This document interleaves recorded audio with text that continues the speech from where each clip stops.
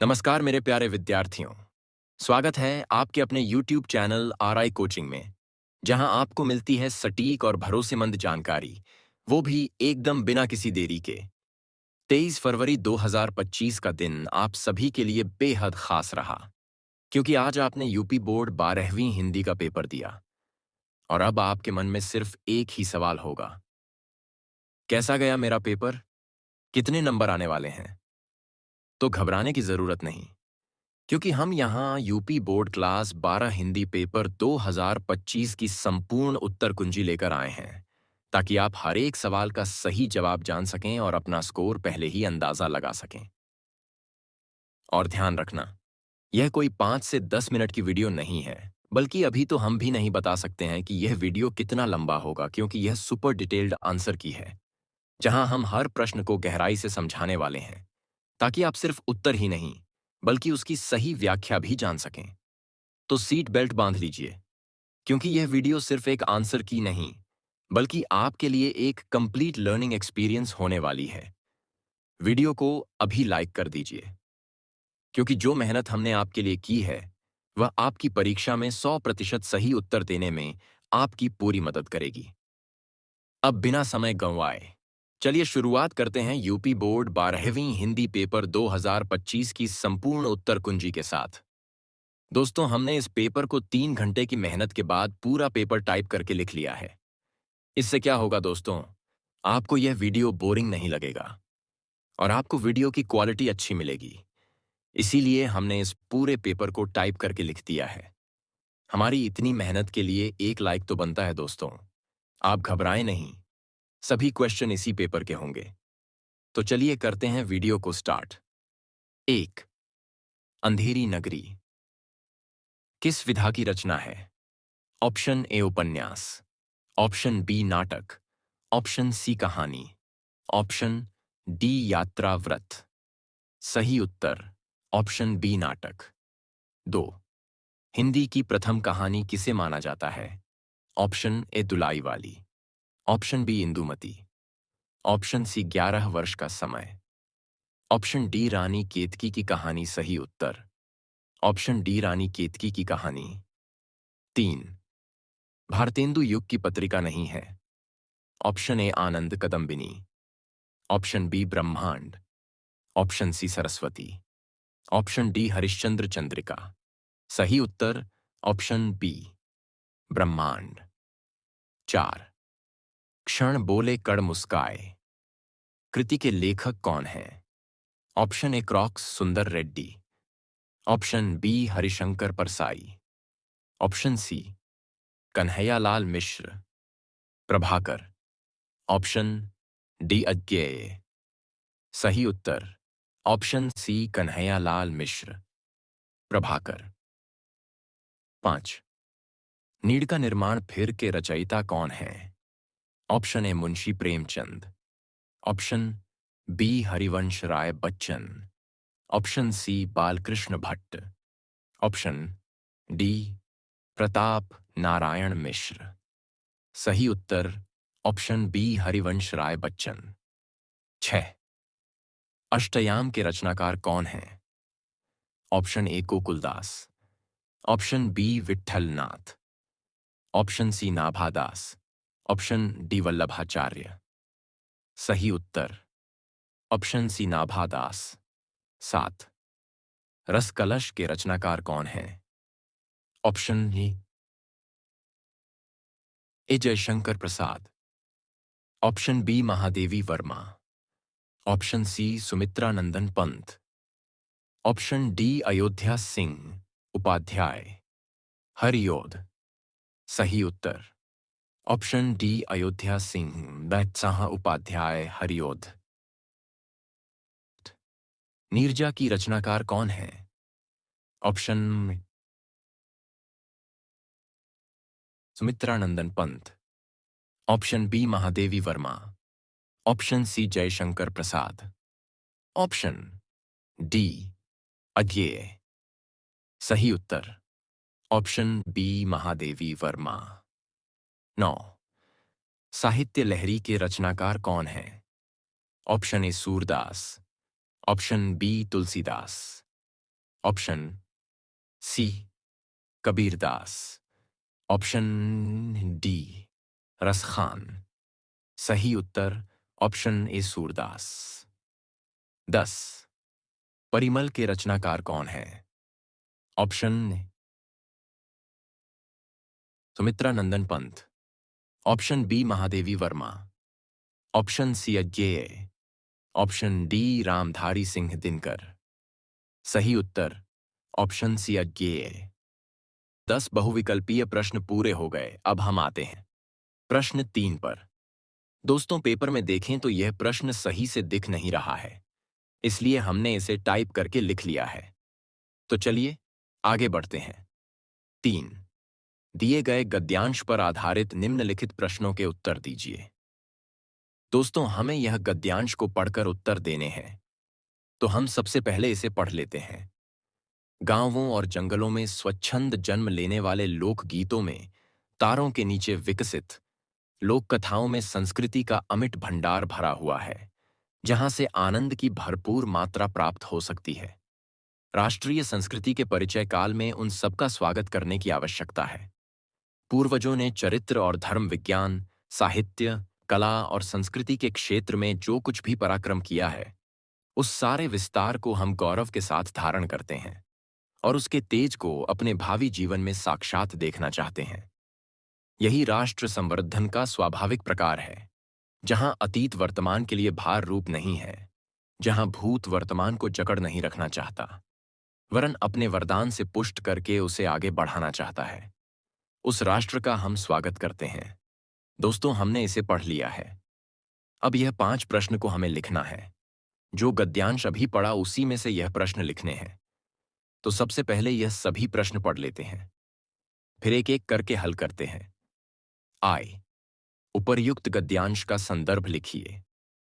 आई रेखांकित अंश की व्याख्या कीजिए।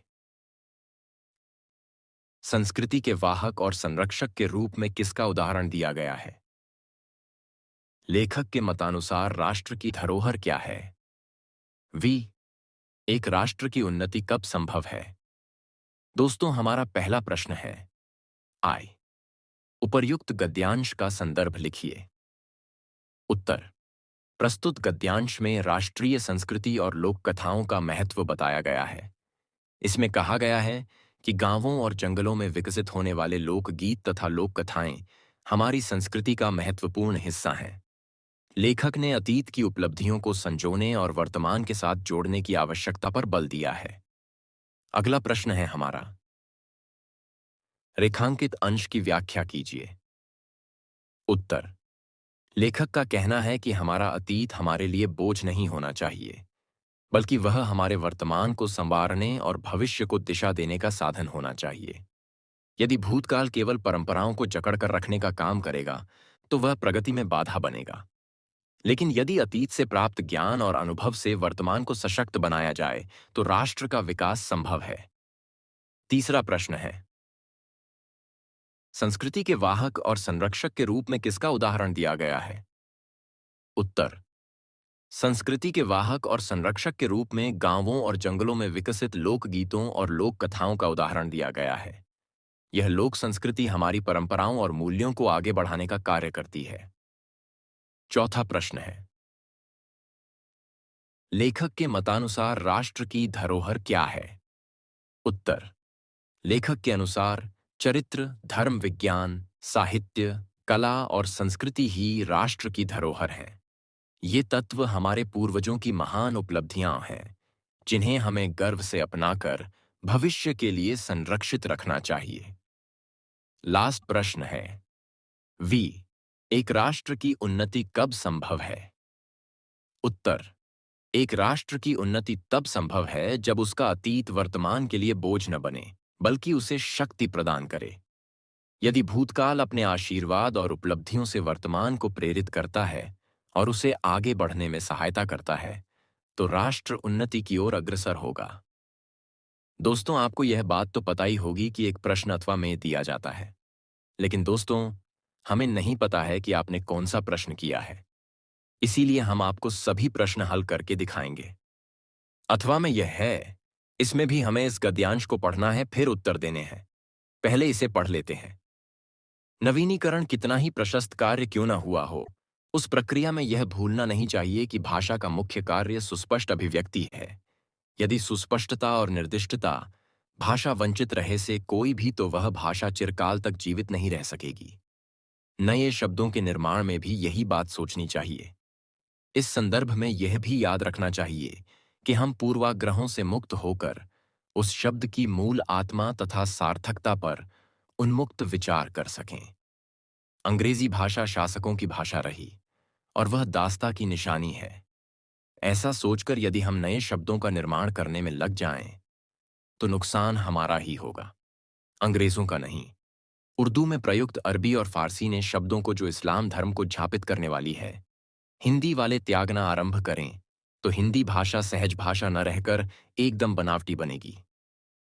अब इन 5 प्रश्न को भी पढ़ लेते हैं। पाठ का शीर्षक एवं लेखक का नाम लिखिए। रेखांकित अंश की व्याख्या कीजिए। 3. कौन सी भाषा चिरकाल तक जीवित नहीं रह सकेगी? 4. अंग्रेजी भाषा किसकी निशानी है? 5. निर्दिष्टता और सुस्पष्टता का अर्थ लिखिए। तो चलिए एक एक करके इनके भी उत्तर लिखते हैं। हमारा पहला प्रश्न है ई। पाठ का शीर्षक एवं लेखक का नाम लिखिए। उत्तर: प्रस्तुत गद्यांश का शीर्षक भाषा का नवीनीकरण है और इसके लेखक डॉ. रामविलास शर्मा हैं। दूसरा प्रश्न है, रेखांकित अंश की व्याख्या कीजिए। उत्तर: रेखांकित अंश में लेखक ने यह स्पष्ट किया है कि भाषा का मुख्य उद्देश्य स्पष्ट और सटीक अभिव्यक्ति है। यदि भाषा में स्पष्टता और सटीकता नहीं होगी, तो वह लंबे समय तक जीवित नहीं रह सकेगी। इसलिए भाषा के नवीनीकरण या नए शब्दों के निर्माण में हमें यह सुनिश्चित करना चाहिए कि भाषा की स्पष्टता और सटीकता बनी रहे। अगला प्रश्न है 3। कौन सी भाषा चिरकाल तक जीवित नहीं रह सकेगी? उत्तर: वह भाषा जो स्पष्टता और सटीकता से वंचित है, चिरकाल तक जीवित नहीं रह सकेगी। चौथा प्रश्न है, अंग्रेजी भाषा किसकी निशानी है? उत्तर: लेखक के अनुसार अंग्रेजी भाषा शासकों की भाषा रही है और उसे दास्ता की निशानी के रूप में देखा जाता है। लास्ट प्रश्न है विसी। निर्दिष्टता और सुस्पष्टता का अर्थ लिखिए। उत्तर: निर्दिष्टता किसी वस्तु, विचार या तथ्य का स्पष्ट और सटीक विवरण या संकेत। सुस्पष्टता पूर्ण स्पष्टता, ऐसी स्थिति जिसमें कोई भ्रम या अस्पष्टता न हो। अब आते प्रश्न 4 पर। 4 दिए गए पद्यांश पर आधारित निम्नलिखित प्रश्नों के उत्तर दीजिए। दोस्तों, इसको भी पढ़ना है, फिर उत्तर है। तो चलिए पहले इसे पढ़ लेते हैं। लज्जाशीला पथिक महिला, जो कहीं दृष्टि आए होने देना, विकृत वसना तो न तू सुंदरी को, जो थोड़ी भी श्रमित वह हो, गोद ले श्रांति खोना होठों की, कमल मुख की म्लानताएं मिटाना, ज्यों ही मेरा भवन तज तू स्वल्प आगे बढ़ेगी। शोभा वाली सुखद कितनी मंजू कुंजें मिलेंगी, प्यारी छाया मृदुल स्वर से मोह लेंगी तुझे, वे तो भी मेरा दुख लख वहां जाना विश्राम लेना। अब इन प्रश्न के उत्तर लिखने हैं, तो पहले हम इन सभी प्रश्न को पढ़ लेते हैं। एथ, प्रस्तुत पद्यांश के कवि एवं पाठ के शीर्षक का उल्लेख कीजिए। 2. उपर्युक्त पद्यांश का प्रसंग लिखिए। 3. रेखांकित अंश की व्याख्या कीजिए। 4. राधा पवन दूतिका से राह में मिलने वाले पथिकों से कैसा व्यवहार करने को कहती है। 5. लज्जाशीला महिला के लिए राधा ने क्या कहा। अब एक एक करके उत्तर लिखते हैं। 8. प्रस्तुत पद्यांश के कवि एवं पाठ के शीर्षक का उल्लेख कीजिए। उत्तर: प्रस्तुत पद्यांश अयोध्या सिंह उपाध्याय हरिओध द्वारा रचित महाकाव्य प्रिय प्रवास से लिया गया है। 2. उपर्युक्त पद्यांश का प्रसंग लिखिए। उत्तर। इस पद्यांश में राधा पवन हवा से अनुरोध कर रही हैं कि जब वह उनके प्रिय श्री कृष्ण के पास संदेश लेकर जाए तो मार्ग में मिलने वाली लज्जाशील महिलाओं का सम्मान करे और उनकी मर्यादा बनाए रखे। साथ ही यदि कोई थकी हुई महिला मिले तो उसकी थकान दूर करने में सहायता करे। 3. रेखांकित अंश की व्याख्या कीजिए। उत्तर। राधा पवन से कहती हैं कि यदि मार्ग में कोई थकी हुई कृषक बालिका किसान की बेटी दिखे दिखे कराए पता थी, धीरे धीरे उसे स्पर्श करके उसकी थकान दूर करना, यह पवन की कोमलता और संवेदनशीलता को दर्शाता है जिससे वह थकी हुई महिलाओं को राहत प्रदान कर सके। 4. राधा पवन दूतिका से राह में मिलने वाले पथिकों से कैसा व्यवहार करने को कहती है। उत्तर। राधा पवन से कहती हैं कि मार्ग में यदि कोई लज्जाशील पथिक महिला दिखे तो उसके वस्त्रों को अव्यवस्थित न करे और उसकी मर्यादा का सम्मान करे। पवन को चाहिए कि वह अपनी चंचलता पर नियंत्रण रखे ताकि महिलाओं की लज्जा भंग न हो। 5. लज्जाशीला महिला के लिए राधा ने क्या कहा। उत्तर। राधा ने पवन से कहा कि यदि मार्ग में कोई लज्जाशील महिला दिखे तो उसके वस्त्रों को अव्यवस्थित न करे और उसकी मर्यादा का सम्मान करे। पवन को अपनी चंचलता पर नियंत्रण रखना चाहिए ताकि महिलाओं की लज्जा भंग न हो। दोस्तों, यह अथवा में क्वेश्चन होता है, इसको भी पढ़ लेते हैं और इसके भी उत्तर देते हैं। हम दोस्तों सभी के उत्तर इसलिए लिख रहे हैं क्योंकि हमें नहीं पता है आपने परीक्षा में कौन सा प्रश्न किया है, इसलिए हम सभी प्रश्न करा रहे हैं। बैठी थी अचल तथापिं असंख्य तरंगा, वह सिंही अब थी हाहा गोमुखी गंगा। हाँ, जानकर भी मैंने न भरत को जाना, सब सुन लें तुमने स्वयं अभी यह माना, ये सच है तो फिर लौट चलो घर भैया, अपराधीन मैं हूं तात तुम्हारी मैया।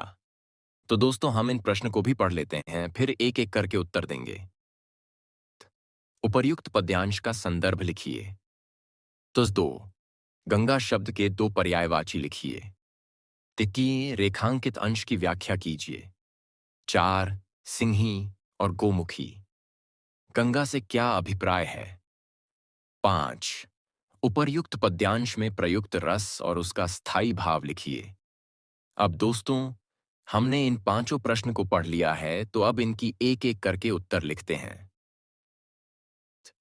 उपर्युक्त पद्यांश का संदर्भ लिखिए। उत्तर। प्रस्तुत पद्यांश महाकवि मैथिली शरण गुप्त द्वारा रचित महाकाव्य साकेत के कैकेयी का अनुताप शीर्षक सर्ग से लिया गया है। इस अंश में कैकेयी अपने पूर्व कृत्यों पर पश्चाताप व्यक्त कर रही हैं और राम से अयोध्या लौटने का आग्रह कर रही हैं। 2. गंगा शब्द के 2 पर्यायवाची लिखिए। उत्तर। गंगा शब्द के 2 पर्यायवाची हैं। 1. भागीरथी। 2. सुरसरिता। 3. रेखांकित अंश की व्याख्या कीजिए। उत्तर। रेखांकित अंश में कैकेयी राम से कहती हैं कि यदि यह सत्य है कि मैंने भरत को जन्म देने के बाद भी उसे नहीं पहचाना तो हे भैया आप घर लौट चलें, मैं अपराधिनी हूं, आपके पिता की पत्नी और आपकी मां हूं। यहां कैकेयी अपनी भूल स्वीकार कर राम से अयोध्या वापस आने की विनती कर रही हैं। 4. सिंही और गोमुखी गंगा से क्या अभिप्राय है। उत्तर। सिंही सिंहनी से अभिप्राय है कि कैकेयी पहले सिंहनी के समान गर्वीली और कठोर स्वभाव की थीं। गोमुखी गंगा से तात्पर्य है कि अब वह गोमुख से निकलने वाली गंगा की धारा की तरह शांत, शीतल और पवित्र हो गई हैं। यह परिवर्तन उनके हृदय परिवर्तन और पश्चाताप को दर्शाता है। 5. उपर्युक्त पद्यांश में प्रयुक्त रस और उसका स्थायी भाव लिखिए। उत्तर। इस पद्यांश में करुण रस का प्रयोग हुआ है जिसका स्थायी भाव शोक है। कैकेयी के पश्चाताप और आत्मग्लानि से यह करुणा प्रकट होती है। दोस्तों 5 प्रश्न पूरी हो चुके हैं, अब हम आते हैं प्रश्न नंबर 6 पर। तो सबसे पहले प्रश्न पढ़ लेते हैं। 6. बहादुर अथवा पंचलाइट कहानी का उद्देश्य पर प्रकाश डालिए। अधिकतम शब्द सीमा 80। दोस्तों अगर आपसे कहा जाए अधिकतम शब्द सीमा 80 तो दोस्तों आपको 80 शब्दों में ही कहानी को लिखना है और आपको पूरे नंबर मिलेंगे। हालांकि दोस्तों, आपको एक ही कहानी लिखनी है, लेकिन हम यहां आपको दोनों कहानी लिखकर दिखाएंगे, क्योंकि हमें नहीं पता है आपने पेपर में कौन सी कहानी लिखी है। आप अपनी कहानी चेक कर सकते हो कि आप किस तरह से लिखकर आए। चलिए शुरू करते हैं। एक, बहादुर कहानी का उद्देश्य। रविंद्रनाथ ठाकुर द्वारा लिखित। बहादुर कहानी एक नौकर की मार्मिक कथा है, जो निष्ठा, स्वाभिमान और मानवीय संवेदनाओं को उजागर करती है। यह कहानी सामाजिक भेदभाव और निचले तबके के लोगों के प्रति समाज के दृष्टिकोण को दर्शाती है।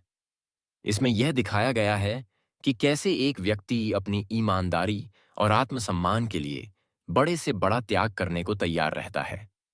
यह कहानी सामाजिक समानता और मानवता के महत्व को रेखांकित करती है। अब दूसरी कहानी भी इसी प्रकार लिखकर आपको दिखाते हैं। तो पेंटे पंचलाइट कहानी का उद्देश्य। फणीश्वरनाथ रेणु की पंचलाइट एक ग्रामीण समाज की हास्य व्यंग्य से भरपूर कहानी है, जिसमें सामुदायिक एकता, प्रेम और पारंपरिक रूढ़ियों को दर्शाया गया है। कहानी यह संदेश देती है कि शिक्षा और आत्मनिर्भरता व्यक्ति के आत्मविश्वास को बढ़ाते हैं। यह सामाजिक सामंजस्य, नेतृत्व की भूमिका और प्रेम की सहज अभिव्यक्ति पर भी प्रकाश डालती है। लेखक ने गांव के जीवन के छोटे छोटे प्रसंगों को रोचक और प्रभावशाली तरीके से प्रस्तुत किया है। और दोस्तों, अथवा में यह प्रश्न आता है तो आप चाहे तो कहानी लिख दो या फिर यह अथवा वाला प्रश्न कर दो। चलिए हम सबसे पहले इसे पढ़ लेते हैं, फिर आपको बताते हैं किस तरह से लिखना है। ध्रुव यात्री कहानी का वर्णन संक्षेप में कीजिए। अधिकतम शब्द सीमा 80 शब्द। दोस्तों, इसको भी 80 शब्दों में लिखना है तो आप इस प्रकार लिख सकते हो। ध्रुव यात्री कहानी का संक्षिप्त वर्णन। अज्ञेय द्वारा लिखित। ध्रुव यात्री एक मनोवैज्ञानिक कहानी है जो मानव जीवन की अस्थिरता और उसकी यात्रा को दर्शाती है। कहानी का मुख्य पात्र जीवन में स्थायित्व की खोज करता है, लेकिन उसे समझ में आता है कि जीवन एक निरंतर यात्रा है जहां ठहराव संभव नहीं। लेखक ने प्रतीकों और गहरे विचारों के माध्यम से यह दर्शाया है कि परिवर्तन ही जीवन का सत्य है। यह कहानी व्यक्ति के आत्मनिरीक्षण और जीवन की क्षण भंगुरता को उजागर करती है। दोस्तों, इस प्रकार हमारे 6 प्रश्न पूरे होते हैं। अब हम आते हैं प्रश्न नंबर 7 पर। पहले हम इसे पढ़ लेते हैं। 7, स्वपठित खंडकाव्य के आधार पर किसी एक खंड के एक प्रश्न का उत्तर दीजिए। दोस्तों, यह प्रश्न नंबर 7 हर एक जिला के लिए अलग अलग होता है। आपके जिला में जो भी खंडकाव्य हो उसे आपको पढ़ लेना है। हम यहां पर एक खंडकाव्य करके दिखाएंगे जो जिला बरेली के लिए मान्य है, और शब्द सीमा का इसमें भी ध्यान रखना है। अधिकतम शब्द सीमा 80 शब्द खंडकाव्य है। यह भी प्रश्न अथवा में दिया होता है, तो दोनों हम पढ़ लेते हैं, फिर एक एक करके बताते हैं किस तरह से लिखना है। त्यागपथी खंडकाव्य के आधार पर हर्षवर्धन का चरित्र चित्रण कीजिए, अथवा त्यागपथी खंडकाव्य की कथा वस्तु संक्षेप में लिखिए। चलिए एक एक करके दोनों की उत्तर लिखते हैं। ई, हर्षवर्धन का चरित्र चित्रण। त्यागपथी खंडकाव्य में हर्षवर्धन को एक आदर्श, त्यागी और परोपकारी शासक के रूप में चित्रित किया गया है। वे न केवल एक वीर योद्धा थे, बल्कि जनता के प्रति समर्पित और धर्मपरायण राजा भी थे। उनका हृदय दया, करुणा और न्याय से भरपूर था। उन्होंने अपना संपूर्ण जीवन समाज और धर्म की सेवा में समर्पित कर दिया। उनकी उदारता और त्याग भावना उन्हें एक महान शासक के रूप में प्रतिष्ठित करती है। अब इसी प्रकार दूसरे खंडकाव्य का भी उत्तर लिखते हैं। त्यागपथी खंडकाव्य की कथावस्तु। त्यागपथी खंडकाव्य हर्षवर्धन के जीवन और उनके महान त्याग पर आधारित है। यह काव्य उनके शौर्य, धार्मिक की नीति की अल्लैर्य धार्मिक निष्ठा और लोक कल्याण की भावना को दर्शाता है। कथा में हर्षवर्धन के संघर्ष, उनकी बहन राज्यश्री के प्रति स्नेह और उनके द्वारा राजसी वैभव का त्याग कर बौद्ध धर्म की सेवा में स्वयं को समर्पित करने की घटना प्रमुख है। यह काव्य त्याग, आदर्शवाद और राष्ट्र सेवा का संदेश देता है। अब हम आते हैं प्रश्न नंबर 8 पर। पहले इसे पढ़ लेते हैं। 8 दिए गए संस्कृत गद्यांशों में से किसी एक का ससंदर्भ हिंदी में अनुवाद कीजिए। यहाँ पर दोस्तों आपको दो गद्यांश दिए जाएंगे जिसमें से किसी एक का संदर्भ और हिंदी में अनुवाद लिखना होगा। चलिए बताते हैं किस तरीके से लिखा जाता है। पहले इसे पढ़ लेते हैं। धन्योऽयं भारत देशः यत्र समुल्लसति जनमानस पावनी भव्य भावोद्भाविनी संदोह प्रसविनी सुरभारती विद्यमानेषु निखिलेष्वपि वाङ्मयेषु अस्याः वाङ्मये सर्वश्रेष्ठम् सुसंपन्नं च वर्तते इयमेव भाषा संस्कृत नाम्नापि लोके प्रथिता अस्ति। अब इसका संदर्भ और हिंदी में अनुवाद लिखते हैं। संदर्भ एवं हिंदी अनुवाद। संदर्भ। उपर्युक्त गद्यांश में संस्कृत भाषा की महिमा का वर्णन किया गया है। इसमें भारत की गौरवशाली भाषा संस्कृत को सर्वश्रेष्ठ वाङ्मय साहित्य के माध्यम के रूप में स्वीकार किया गया है। हिंदी अनुवाद। धन्य है यह भारत देश जहां जनमानस को पवित्र करने वाली, महान विचारों को उत्पन्न करने वाली और अनेक शब्दों की जननी सुरभारती संस्कृत भाषा प्रस्फुटित होती है। संसार में जितने भी वाङ्मय साहित्य उपलब्ध हैं उनमें से संस्कृत साहित्य सर्वश्रेष्ठ और समृद्ध है। यही भाषा संस्कृत नाम से प्रसिद्ध है और संपूर्ण विश्व में इसकी प्रतिष्ठा बनी हुई है। दोस्तों यह प्रश्न अथवा में दिया जाता है। आप चाहे पहले वाला करें या इस प्रश्न को भी कर सकते हैं।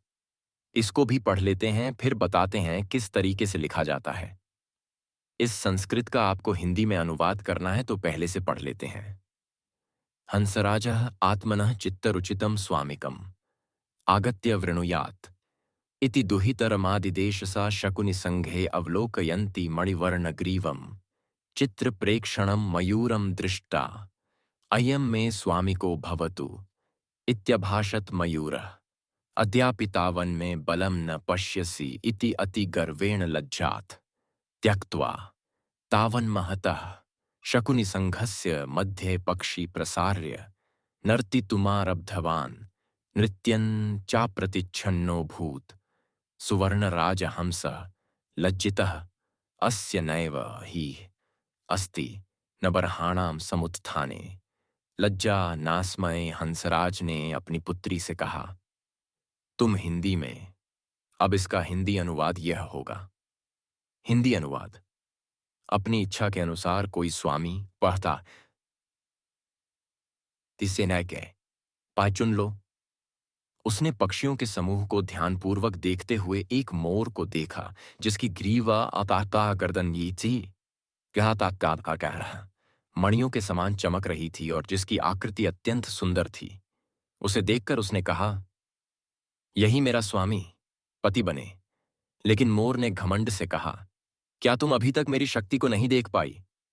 यह कहकर उसने संकोच त्याग कर सभी पक्षियों के समूह के बीच अपने पंख फैलाए और नृत्य करने लगा। नृत्य करते समय वह पूरी तरह से उजागर हो गया। उसकी असलियत सबके सामने आ गई। यह देखकर सुवर्णराज हंस सीसम्मा सुनहरा मृग कप्पा पैरा हंस लज्जित हुआ और उसने कहा, इसमें न तो कोई बुद्धिमानी है और न ही अपने पंखों की सुंदरता में लज्जा संयम। मैं अपनी पुत्री को ऐसे निर्लज्ज पक्षी को नहीं दूंगा। अब आते हैं अगले प्रश्न पर। यहां पर आपको पद्यांशों में से किसी एक का हिंदी में संदर्भ और अनुवाद करना होगा। चलिए इसे पढ़ लेते हैं। 8 ख दिए गए पद्यांशों में से किसी एक का ससंदर्भ हिंदी में अनुवाद कीजिए।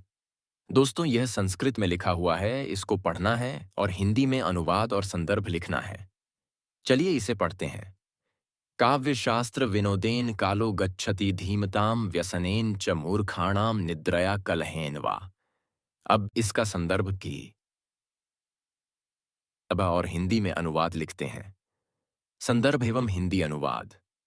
संदर्भ। यह श्लोक हितोपदेश से लिया गया है जिसमें बुद्धिमान और मूर्ख व्यक्तियों के समय के उपयोग की तुलना की गई है। हिंदी अनुवाद। बुद्धिमान लोग अपने समय को काव्य, साहित्य, शास्त्र, विद्या और विनोद रचनात्मक कार्यों में व्यतीत करते हैं जिससे उनका ज्ञान और अनुभव बढ़ता है, जबकि मूर्ख व्यक्ति अपना समय व्यसनों और बुरी आदतों, अत्यधिक नींद और झगड़ों में नष्ट कर देते हैं। यह श्लोक सिखाता है कि हमें अपने समय का सदुपयोग ज्ञान और अच्छे कार्यों में करना चाहिए, न कि व्यर्थ के कार्यों में।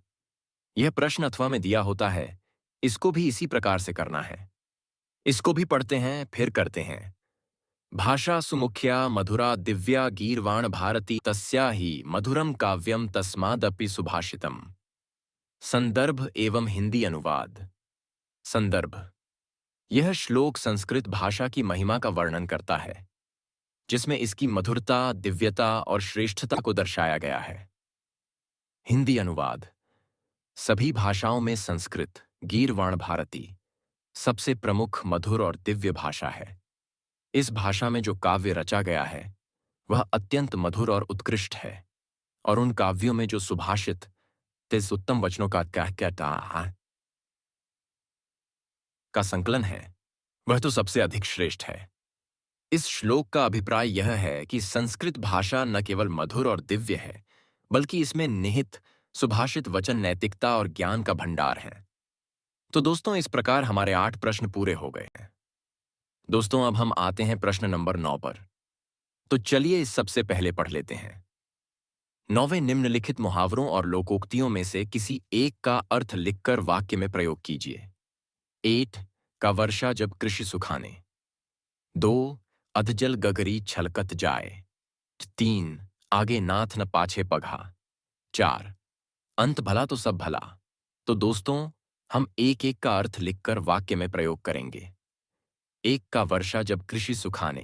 अर्थ: जब जरूरत का समय बीत जाए तब सहायता मिलने का कोई लाभ नहीं। वाक्य प्रयोग: परीक्षा समाप्त होने के बाद पढ़ाई करना ऐसा ही है जैसे का वर्षा जब कृषि सुखाने। 2 अधजल गगरी छलकत जाए। अर्थ: अज्ञानी या अल्प ज्ञान रखने वाले लोग अधिक दिखावा करते हैं। वाक्य प्रयोग: वह लड़का अपने थोड़े से ज्ञान को लेकर बहुत घमंड करता है। बिल्कुल अधजल गगरी छलकत जाए वाली बात हो गई। 3 आगे नाथ न पाछे पघा। अर्थ: किसी का सहारा न होना, पूरी तरह असहाय होना। वाक्य प्रयोग: नौकरी जाने के बाद रमेश की हालत आगे नाथ न पाछे पघा जैसी हो गई थी। 4 अंत भला तो सब भला। अर्थ: अगर परिणाम अच्छा हो तो सारी कठिनाइयां भूल जाती हैं। वाक्य प्रयोग: परीक्षा की तैयारी में कई परेशानियां आईं, लेकिन अच्छे अंक आए थे। इसलिए अंत भला तो सब भला। अब आते हैं दोस्तों प्रश्न नंबर 10 पर। तो सबसे पहले इसे पढ़ लेते हैं। 10 अपठित गद्यांश पर आधारित निम्नलिखित प्रश्नों के उत्तर दीजिए।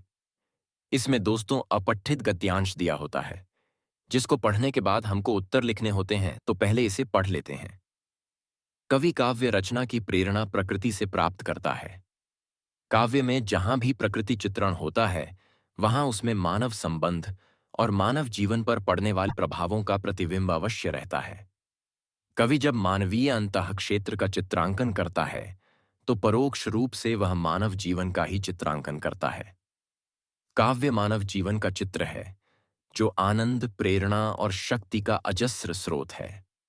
काव्य रचना की विभिन्न शैलियां हैं: मुक्तक, गीत, कविता, गजल, छंदहीन कविता तथा आख्यान काव्य सभी काव्य रचना के प्रकार हैं। काव्य रचना विधाओं के विषय पर दृष्टिपात करने से काव्य के 2 प्रधान रूप प्रतिष्ठित होते हैं: व्यक्तिगत काव्य और विषयगत काव्य। व्यक्तिगत काव्य में स्वानुभूतियों का चित्रण होता है। किसी वस्तु, व्यापार अथवा हृदय से प्राप्त होने वाली अनुभूति कवि के निजीपन की आंच में तपकर जो निखरा हुआ रूप ग्रहण करती है, उसमें व्यक्ति तथ्य प्रधान होता है। बिहारी के दोहे, महादेवी जी के गीत तथा प्रसाद की आंसू जैसी रचनाएं व्यक्तिगत काव्य के अंतर्गत आती हैं।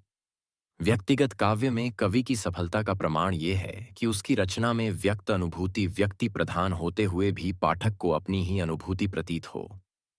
इन प्रश्नों को भी पढ़ लेते हैं, फिर एक एक करके उनके उत्तर लिखते हैं। व्यक्तिगत काव्य और विषयगत काव्य में क्या अंतर है? कवि मानव जीवन का चित्रांकन कब करता है? 3 काव्य क्या है? अब इन प्रश्नों के उत्तर लिखते हैं। ई व्यक्तिगत काव्य और विषयगत काव्य में क्या अंतर है? उत्तर। व्यक्तिगत काव्य में कवि अपनी स्वानुभूतियों का चित्रण करता है। इसमें किसी वस्तु, घटना या अनुभव को कवि अपनी दृष्टि से देखता है, जिससे व्यक्ति तथ्य प्रधान होता है। बिहारी के दोहे, महादेवी वर्मा के गीत और जयशंकर प्रसाद की आंसू जैसी रचनाएं व्यक्तिगत काव्य के अंतर्गत आती हैं। विषयगत काव्य में कवि किसी विशेष विषय, सामाजिक, ऐतिहासिक या दार्शनिक तत्वों का चित्रण करता है, जो व्यक्तिगत न होकर व्यापक स्तर पर होता है। कवि मानव जीवन का चित्रांकन कब करता है? उत्तर। जब कवि मानवीय अंतःक्षेत्र, मन और भावनाओं की गहराई का चित्रांकन करता है, तो वह परोक्ष रूप से मानव जीवन का चित्रण कर रहा होता है। उसकी रचनाओं में जीवन के अनुभव, संघर्ष, भावनाएं और प्रेरणाएं प्रतिबिंबित होती हैं। ऐसी काव्य क्या है? उत्तर। काव्य मानव जीवन का चित्र होता है, जो आनंद, प्रेरणा और शक्ति का अजस्र स्रोत है। यह विभिन्न शैलियों में लिखा जाता है, जैसे मुक्तक, गीत, कविता, गज़ल, छंदहीन कविता और आख्यान काव्य। दोस्तों, यह प्रश्न अथवा में दिया जाता है, आपको एक ही करना होता है, लेकिन हम आपको दोनों करके दिखाएंगे, तो चलिए इसको भी पढ़ लेते हैं। प्रतिकूल परिस्थितियों और विपदाओं का भी जीवन में महत्व है। विपत्तियों का सामना करने से मनुष्य की सूझबूझ बढ़ती है, उसकी शक्तियां विकसित होती हैं। जीवन में प्रायः वे लोग सफल होते हैं जो शुरू से ही विपत्तियों से लोहा लेते हैं, उनसे सबक सीखते हैं। जिन कष्टों से बचा नहीं जा सकता, उनके बारे में यह देखना चाहिए कि कैसे उनका अच्छे से अच्छा उपयोग हो सकता है। जिसने दुख का कड़वा स्वाद नहीं चखा, वह सुख के मीठेपन का आनंद भी नहीं समझ सकता। विपरीत परिस्थितियां मनुष्य के सोए हुए बल को जगाती हैं और उसकी दृढ़ता में बढ़ोतरी करती हैं। वास्तव में जो विपत्तियों से घबराता है, वह निर्बल है। विपत्तियां हमें सावधान करती हैं, सजग बनाती हैं। भगवान पर विश्वास कर पुरुषार्थ करने से परिस्थितियों को बदला जा सकता है। पुरुषार्थ से पूर्व के कुसंस्कार नष्ट किए जा सकते हैं। केवल मन के दुर्बल होने पर ही विपत्तियां मनुष्य को विचलित करती हैं। मनुष्य में शक्ति का अक्षय भंडार भरा है। अगर जीवन में आत्मबल, धैर्य, साहस, किस पुरुषार्थ, विवेक और ईश्वर का आश्रय हो, तो प्रत्येक परिस्थिति में विजय प्राप्त कर निरंतर प्रगति के पथ पर बढ़ा जा सकता है। विषम परिस्थितियों और अड़चनों में भी प्रसन्न रहें, स्वस्थ रहें, संतुलन न खोएं, आदर्शों को न छोड़ें। इन प्रश्नों को भी पढ़ लेते हैं। ये विपत्तियों से सामना करने के लाभों को लिखिए। जीवन में सफलता के लिए क्या आवश्यक है? इससे पूर्व के कुसंस्कार नष्ट करने के लिए क्या आवश्यक है? आप इनकी उत्तर लिखते हैं। ई। विपत्तियों से सामना करने के लाभ। उत्तर। विपत्तियों का सामना करने से मनुष्य की सूझबूझ बढ़ती है, उसकी शक्तियां विकसित होती हैं और आत्मनिर्भरता आती है।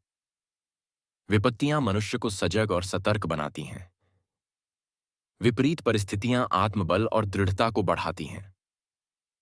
जो लोग विपत्तियों से सीखते हैं, वे जीवन में अधिक सफल होते हैं। जीवन में सफलता के लिए क्या आवश्यक है? पूर्व के कुसंस्कार नष्ट करने के लिए क्या आवश्यक है? उत्तर। पूर्व के कुसंस्कारों को नष्ट करने के लिए पुरुषार्थ, मेहनत और प्रयास आवश्यक है। यदि मनुष्य कठिन परिश्रम और दृढ़ संकल्प के साथ कार्य करे, तो वह अपने पुराने बुरे संस्कारों को मिटाकर नया और उज्जवल भविष्य बना सकता है। दोस्तों, अब हम आते हैं प्रश्न नंबर 11 पर, तो चलिए इसको भी पहले पढ़ लेते हैं। 11 का निम्नलिखित शब्द युग्मों का सही अर्थ चयन करके लिखिए। इथ, यंत्रणा मंत्रणा। आ, मशीनें और मंत्र की शक्ति। बे, जादू और मंत्र। से, कष्ट देना और विचार विमर्श। दे, डोना और झाड़ फूंक। यंत्रणा मंत्रणा का सही अर्थ बताना है। उत्तर। यंत्रणा मंत्रणा, कष्ट देना और विचार विमर्श। प्रश्न 11 का दूसरा क्वेश्चन है। 2, अनुसरण अनुकरण। आ, पीछे रहना और बात करना।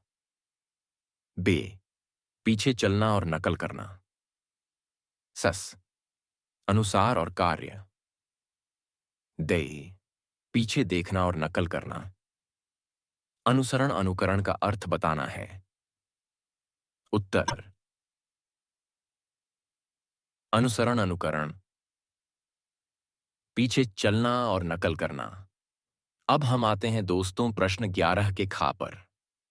खे, निम्नलिखित शब्दों में से किसी एक शब्द के दो सही अर्थ लिखिए। आई, लक्ष्य सी, आतकाई नाक, इस्टिस्कीति, पक्षपातित्व, द्विज। यहां पर दोस्तों हमें एक शब्द के दो सही अर्थ लिखते हैं, तो चलिए लिखते हैं। खे, निम्नलिखित शब्दों के दो सही अर्थ। एक, लक्ष्य, उद्देश्य, निशाना। दो, नाक, शरीर का अंग, इज्जत या प्रतिष्ठा। तीन, पक्ष, पक्षी, समर्थन या टीम। चार, द्विज, ब्राह्मण, जो दो बार जन्मा हो, एक जन्म शारीरिक और दूसरा उपनयन संस्कार से। पक्षी, जो अंडे से जन्म लेता है और फिर दूसरी बार विकसित होता है। अब आते हैं हम दोस्तों प्रश्न 11 के। चलिए इसे भी पहले पढ़ लेते हैं। 11, गई, निम्नलिखित वाक्यांशों के लिए एक सही शब्द का चयन करके लिखिए। ई, जो बूढ़ा न हो। आ, स्वस्थ व्यक्ति। ब, अजर। स, नौजवान। द, कम उम्र का व्यक्ति। उत्तर, ई, जो बूढ़ा न हो। बे, अजर, जिसका जन्म न हुआ हो। आ, पेट का बच्चा। बे, आजन्म से, अजन्मा। दई सा अजी, उत्तर, प्रति, जिसका जन्म न हुआ हो। स, अजन्मा। अब आते हैं दोस्तों प्रश्न 11 के कहां पर। दोस्तों इसे पहले पढ़ लेते हैं। 11, घेई, निम्नलिखित में से किन्हीं दो वाक्यों को शुद्ध करके लिखिए। समाचार पत्र मेज में रखा है। 2, मैं इस लड़के को पढ़ाया हूं। 3, मैं आपके उज्जवल भविष्य की कामना करता हूं। 4, कृपया पत्र लिखने की कृपा करें।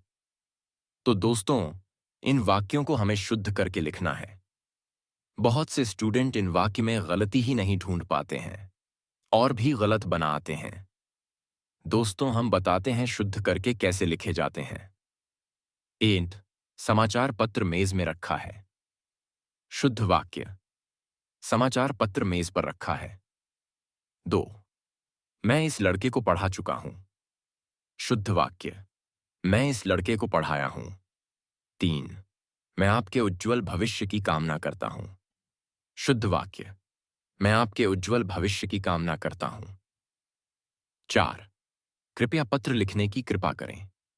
शुद्ध वाक्य, कृपया पत्र लिखने की कृपा करें। यह वाक्य अशुद्ध नहीं है, लेकिन अधिक शुद्ध रूप में कृपया पत्र लिखने की कृपा करें को कृपया पत्र लिखने का कष्ट करें लिखा जा सकता है।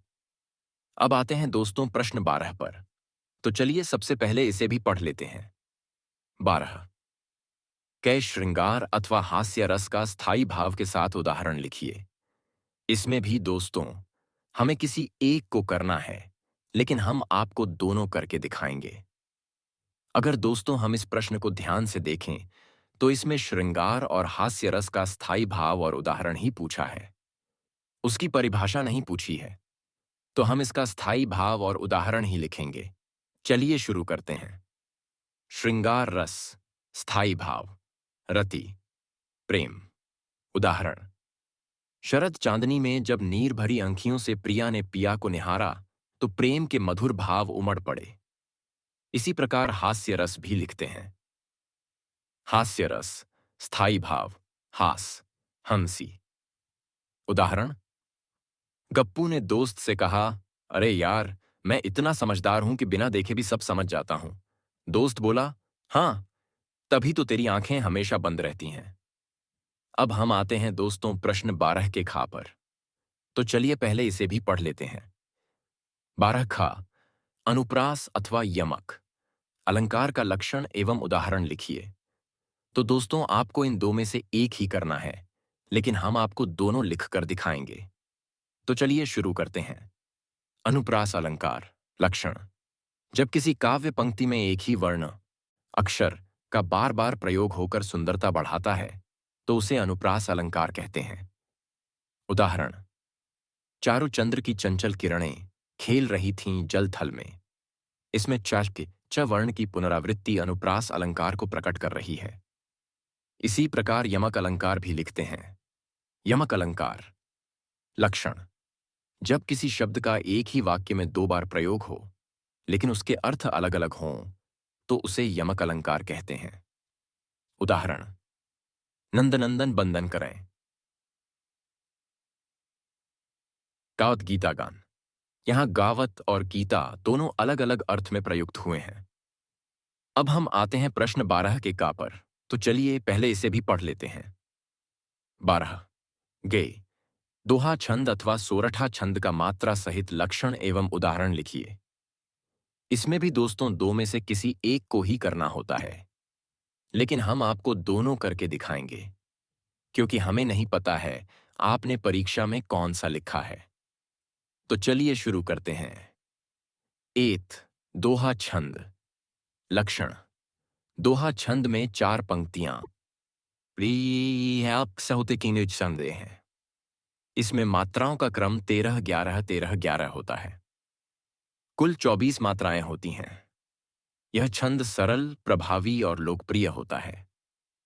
उदाहरण। रोटी करोटी दूध दही, घर में रहत अमीर। 13। रोज काम तू कर भले, रहे सदा सुख दीर। माय 11। मात्रा गणना। रोटी करोटी दूध दही 1 2 1 2 2 1 2 2 1 13। घर में रहत अमीर 1 2 1 1 2 2 2 11। रोज काम तू कर भले 1 2 1 1 2 1 2 2 1 11 की 13। रहे सदा सुखदीर 1 2 1 1 2 2 2 2 11। इसी प्रकार सोरठा भी लिखते हैं। 2। सोरठा छंद। लक्षण। सोरठा छंद भी 4 पंक्तियों, चरणों का होता है।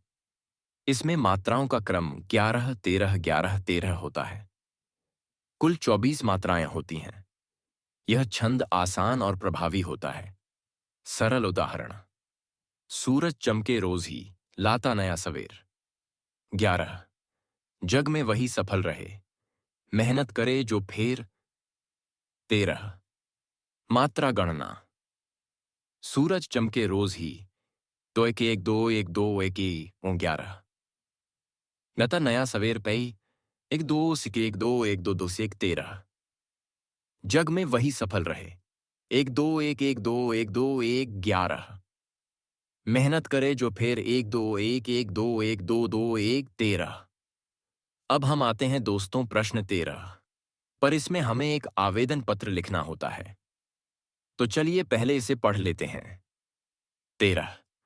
निर्धन छात्र सहायता कोष से आर्थिक सहायता हेतु अपने विद्यालय के प्रधानाचार्य को एक आवेदन पत्र लिखिए।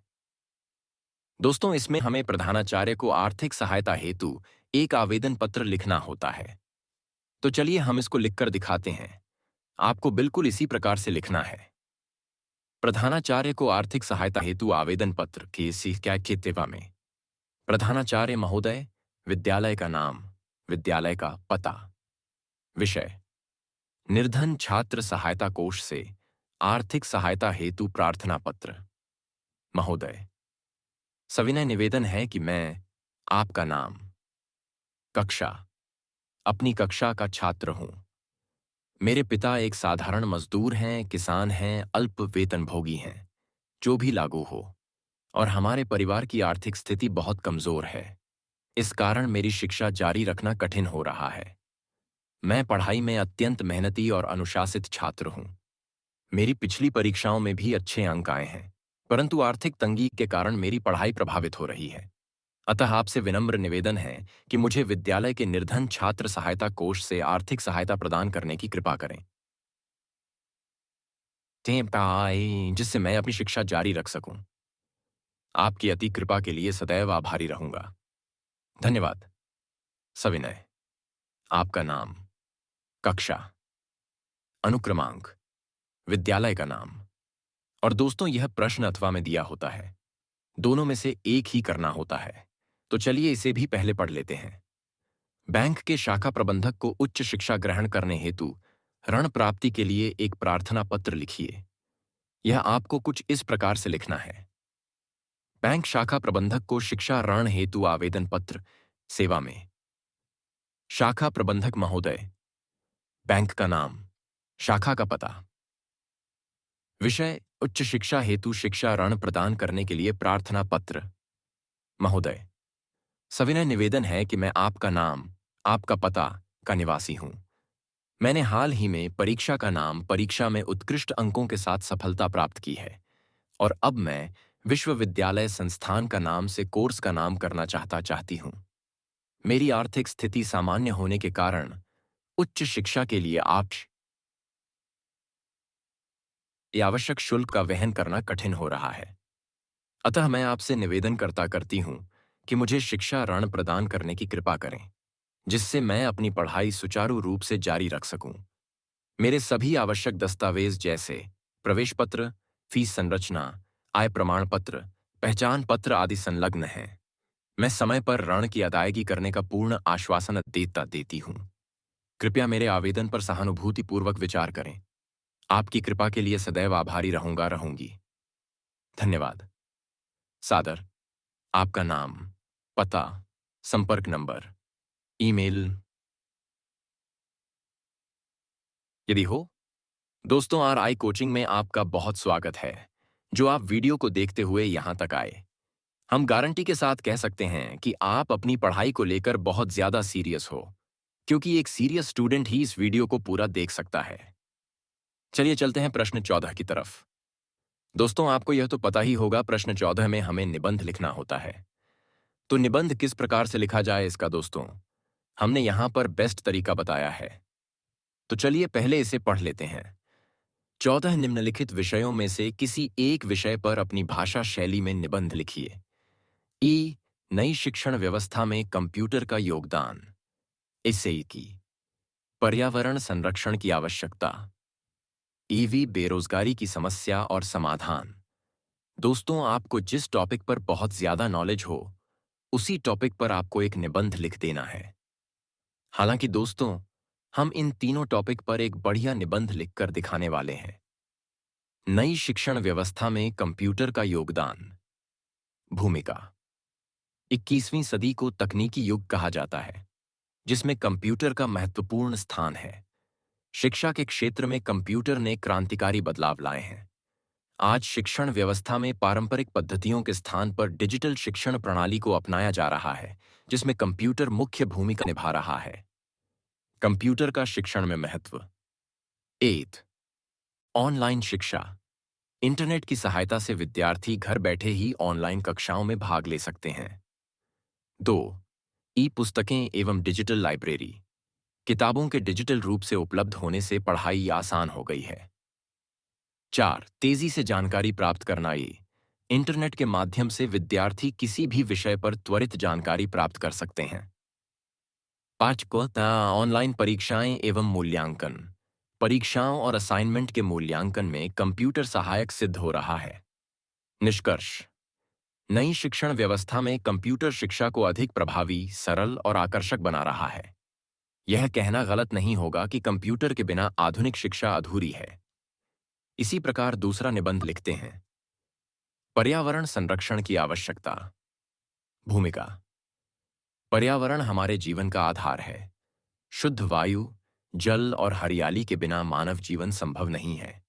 लेकिन आधुनिक विकास और औद्योगीकरण के कारण पर्यावरण तेजी से नष्ट हो रहा है।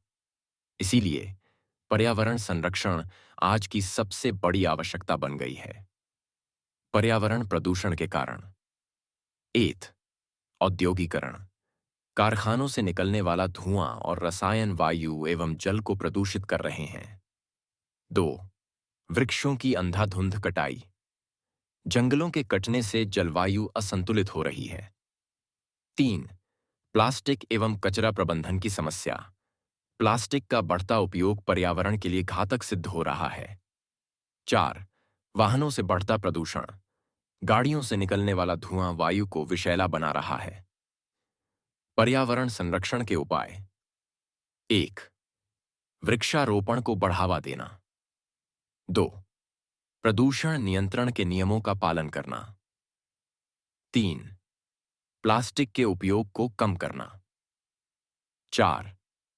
स्वच्छ ऊर्जा के साधनों को अपनाना। निष्कर्ष। पर्यावरण की रक्षा करना हमारा नैतिक कर्तव्य है। यदि हम अभी से सचेत नहीं हुए तो भविष्य में जीवन कठिन हो जाएगा। इसी प्रकार तीसरा निबंध लिखते हैं। बेरोजगारी की समस्या और समाधान। भूमिका। बेरोजगारी किसी भी देश के विकास में सबसे बड़ी बाधा होती है। भारत जैसे विकासशील देश में यह समस्या गंभीर रूप ले चुकी है। लाखों शिक्षित युवा रोजगार की तलाश में भटक रहे हैं। बेरोजगारी के कारण जनसंख्या वृद्धि। संसाधनों की तुलना में जनसंख्या अधिक होने से रोजगार के अवसर कम पड़ रहे हैं। 2. शिक्षा प्रणाली की खामियां। व्यावहारिक शिक्षा के अभाव में युवा नौकरी के योग्य नहीं बन पा रहे हैं। 3. तकनीकी विकास। मशीनों और रोबोट्स के कारण मानव श्रम की आवश्यकता कम हो रही है। 4. क्षेत्रीय असमानता। ग्रामीण क्षेत्रों में उद्योगों की कमी बेरोजगारी को बढ़ा रही है। बेरोजगारी के समाधान। 1. व्यावसायिक शिक्षा को बढ़ावा देना। 2. स्वरोजगार और स्टार्टअप को प्रोत्साहित करना। 3. कृषि एवं लघु उद्योगों को विकसित करना। 4. सरकारी योजनाओं का सही क्रियान्वयन करना। निष्कर्ष। बेरोजगारी की समस्या को दूर करने के लिए सरकार और समाज दोनों को मिलकर प्रयास करने होंगे। उचित शिक्षा और रोजगार के साधनों को बढ़ावा देकर इस समस्या का समाधान किया जा सकता है। दोस्तों, हमने इतनी मेहनत की है इस पेपर को हल करने में। आप हमारे चैनल को सब्सक्राइब जरूर करें और वीडियो को लाइक करें।